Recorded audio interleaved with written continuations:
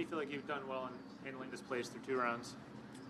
Scrambled really well for the most part. Haven't really gotten it off the tee all that well, so just did a good job of managing from the rough, getting it up around the greens or back in the fairway, and then trying to do my best to make pars from there.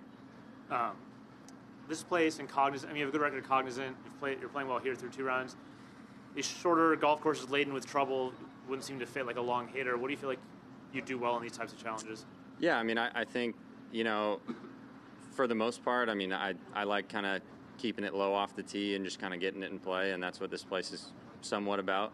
But then there's still some holes that you can kind of take advantage of some length, and I don't know. I think, the course fits my eye in the sense that I think it narrows my focus, which I really like, and same thing with second shots.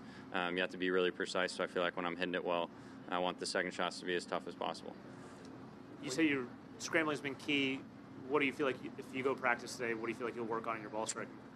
Just some tee shot stuff. Honestly, I think my irons have been okay. I hit 2 kind of funky ones today, but yeah, I felt like I missed for the first 12-ish holes. I missed every fairway by a foot, and it kind of just, one was right, one was left. So just clean that up a little bit. And then, once I get in some more fairways, should have some more birdie opportunities. 30-mile-an-hour gusts apparently tomorrow. What is this place going to be like, do you think, in that sort of weather? And especially for so many approaches, you have to play them aerially. Yeah. Island green, you can't run it up.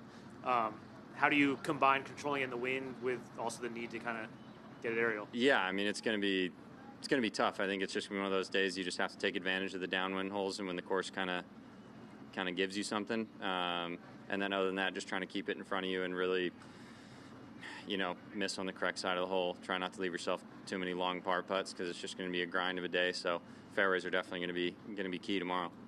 When you show up at a course that has a reputation of being difficult, and maybe throughout the front nine you see that guys are taking advantage of it, is it in any way like inspiring, like, okay, it is playing easier today, I can get after it, or is it all like, crap, I gotta keep up with these guys? No, I think a place like this is like a true test of patience, and I think yesterday when you look at the guys that played well, I didn't see everything, but I felt like there were a lot of chip-ins yesterday, there were a lot of eagles, there was a lot of that kind of stuff going on, and it's like, the first day is not always the most telling as to like what the rest of the week is going to be, especially with the weather this weekend. But I think if you start looking at the leaderboard too much and seeing guys making a bunch of birdies, you don't want to press on a course like this. You really can't, to be honest. So out here, just try to be really patient, give yourself a bunch of chances, and trust the fact that you'll just kind of get there inch by inch. When is the right time to look at the leaderboard? I look at it all the time personally, just because I like to know where I stand. But I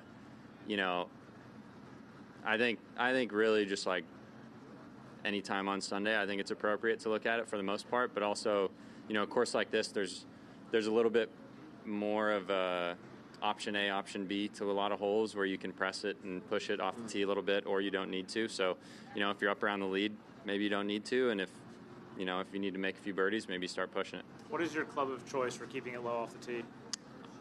Everything. Driver, 3-wood, 5-wood, doesn't really matter. I hit a lot of 3-woods and 5-woods out here, and then just really hit driver on a couple of the par 5s, and that's kind of about it.